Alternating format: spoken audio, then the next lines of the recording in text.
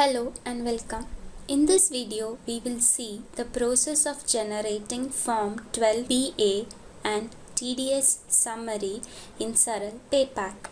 Form 12BA is the form which gives details on perquisites given to the employee and the taxable information on these perquisites. TDS summary is the summary of the TDS deducted from the salary of the employee. Both the forms are additional information given as an attachment to Form 16, which will help the employee to understand their tax information as well as file their income tax return. To generate these forms, go to Form 16 generation window under TDS reports of report menu. In this window, enable Form 12BA and TDS deducted summary to generate the required forms. Note that these forms are generated as a part of Form 16 only and cannot be generated individually.